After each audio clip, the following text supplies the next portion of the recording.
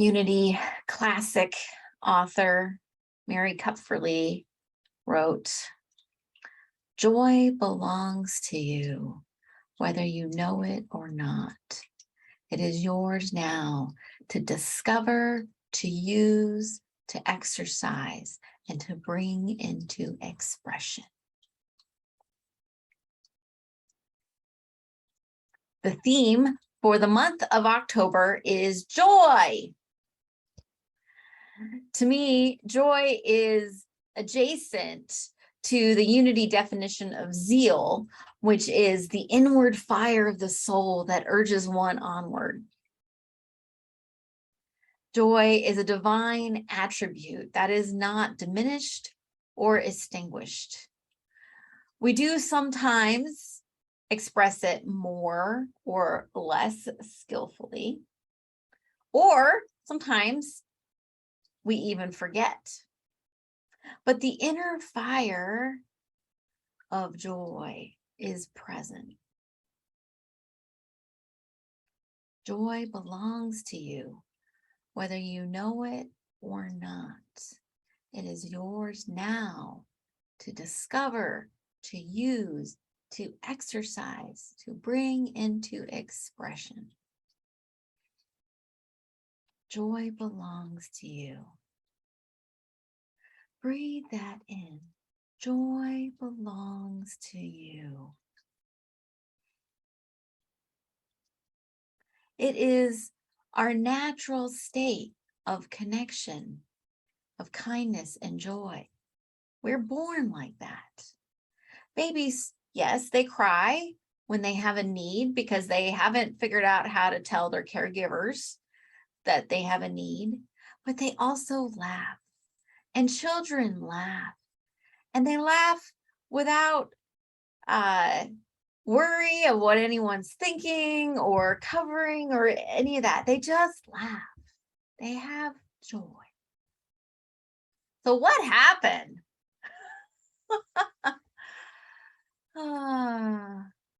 Too often we feel we have to make excuses for our joy. Like it's not allowed to have joy in the midst of the chaos that we might experience in the world. Or we have to make excuses. We have to make excuses for our abundance.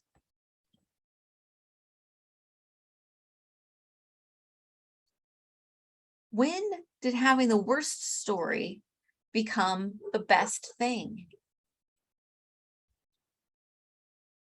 That's not to say that, sharing our stories with someone who can listen is a wonderful opportunity for presence and for healing. And I'm not saying that, but there's also sometimes this competition of like, who got the best deal on their new shoes. And well, it's okay for me to be happy about this thing because I worked really, really hard and suffered. Or any of that. Why?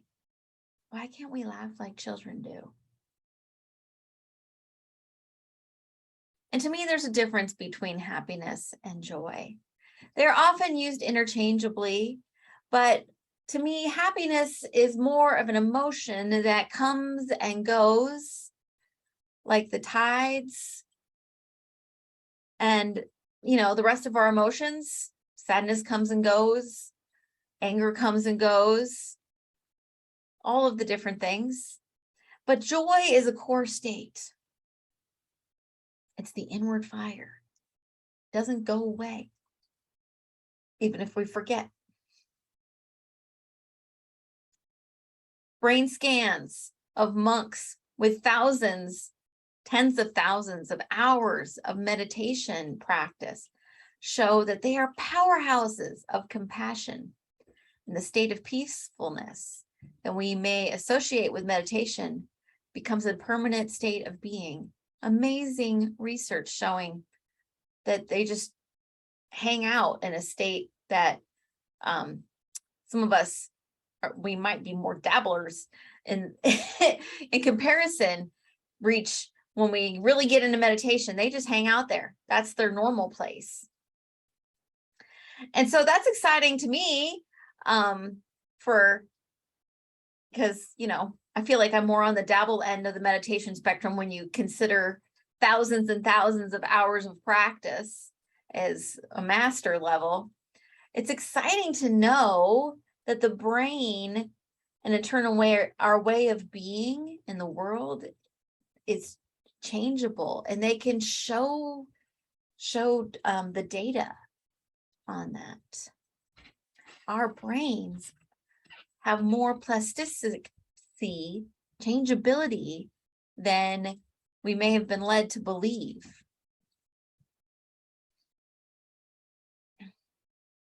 Joy belongs to you. Joy belongs to you whether you know it or not. It is yours now to discover, to use, to exercise, and to bring into expression. So we already know that meditation is one of the ways to condition our brain. But what about the second part of that? Okay, joy belongs to you, whether you know it or not. But what about it's yours now to discover, to use, to exercise, and to bring into expression? What does that look like? So if joy is a constant within, why doesn't it feel like that? I think that we can practice something other than joy, or we have lots of bumps in our lives, and it just gets obstructed. But it's not gone anywhere. The sun, even when we can't see it, is there. We may be facing the wrong direction, or, the earth might be facing the wrong direction. Same thing. Or there's something in the way. Hello, clouds. But it doesn't mean that it's not there. So if you're in a really, really rough patch, seeking a professional is the best strategy. But for those of you who feel like you're stuck in a rut, or you're ready to shift directions, or just get a nudge, here's some ideas for your toolbox. So if you got stuck, get it out. Journal. I'll be amazed sometimes what you find out about things when you start writing them down. Find a friend who will just listen. Say, I'm not looking for advice or need to fix it. I just kind of need to get it out. But don't make that a thing that you do with like 20 times, because then it's becoming your oh so sad story instead of just getting it out. You can just stream of consciousness tell your dog or whoever happens to be around. They don't have to actually understand what you're saying. Another thing, I've been in places where I didn't even feel comfortable like writing it in a journal, like then I might come back and read it again, or like somebody else, So here's a fun thing to do. Just get a piece of paper, get some fat markers, and then you write, and then you can keep changing colors, but then you just keep writing on top. So you keep filling the same page and keep writing on top. So after a while, whatever you're writing kind of obscures whatever else you're writing. Sometimes that's a great way to get it out, and feel like it's really safe to go for it. So how else do we get out of a funk and move more into joy? Well, I think movement is good. Movement makes a difference. If you feel something in your body, shake it out. Or if you feel like, you're just get up and do a little spinny around, something like that. Say, I'm in the wrong perspective. Change perspective, like physically do it. I may sound silly and ridiculous, but if it's silly and it makes you laugh, then we're already on the right track, right? So here's another thing. Notice your language. how are you speaking about the situations of life? This is not about spiritual washing, spiritual bypassing and saying, oh, well, it'll all just be okay. And that's the way I'll talk about it. That's not what I'm talking about. But because it's okay to say that things are hard. It's okay to say, I'm feeling scared or unsure or whatever it is you are authentically feeling. That's good. Acknowledging it's great, because once you acknowledge it, then you have somewhere to go from it. But how are we speaking about the situations in our life?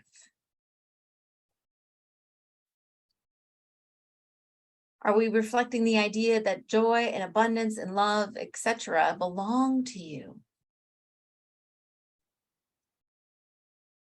In this moment, this situation feels difficult, and I am struggling to find the light in this. It's okay to say that. Because I think when you acknowledge it, then you can move through it a lot better than if you just keep pretending that it's okay. And how are we talking about things like, oh, I have to go get the oil changed? Well, grow up. You have to go get the oil changed. Does it have to be a thing? That doesn't have to be a thing, right? So think about those. How do we approach those? And if it is a big thing, then maybe it's the kind of thing where you need to phone a friend and be like, hey, you want to help me out? So notice those things. We can use, the great old tool of denials and affirmations to help us clear out those things that are not fitting. So maybe we didn't notice we were saying. Another really great tool to finding the sticky parts and finding more joy. Journal inquiry. This is different than just like journaling, writing. This is what I'm thinking. So if you were sitting at your journal, and then you might say something like, joy belongs to me. Like the affirmation from the beginning. Joy belongs to me. Does your inner critic or voice have something to say about that? Give them voice. Write it down. They say, what do you mean joy belongs to you? Blah, blah, blah, blah, blah, blah. Whatever it is that they have to say. And then, kind of flip hats again and say, that's interesting that you think, but so you can have a little dialogue with yourself, just like you would with a friend, maybe, about that, and let your inner critic kind of have their say. And maybe you can bring it around to finding, maybe saying joy belongs to you doesn't work for you. Or maybe after having a little conversation with your inner critic, you can get there. That would be cool too. But maybe you find some other affirmation that really resonates and it feels true. Because sometimes I think we try to just like slap an affirmation on something. And if we don't really believe in the core of us that it's true, then it's a lot harder for us to go with it. We can say, so it's a really interesting, requires honesty, self-reflection, but it's a great little tool. And finally, not that this is this is the all exhaustive list, but think about your influences. Who are the people around you and what are the things that they're saying? Is it in alignment with who you are and what you believe and what you want? Not to keep yourself in a bubble necessarily, but to be aware of that. What media are you reading, listening to? What music and what are the lyrics of the music that you're listening to? I have been in times where there was a lot of things going on in my life, and I just had that flash, and I realized that some of the people I was spending a lot of time with sort of had a negative attitude about lots of things, and that was not helping. It was not helping me be able to cope with the things that were going on in my life. And so when I found some distance from that relationship, also helped me, having that realization helped me kind of reframe some other things. It made a huge difference. It's like, oh, when you call up a friend, you don't want to, hopefully you want to feel better at the end of the conversation. Even if you're going through difficult things or they're going through difficult things, you want to feel the connection, that being together makes it better even through difficult times. So it's something to notice. So the theme of the month is joy.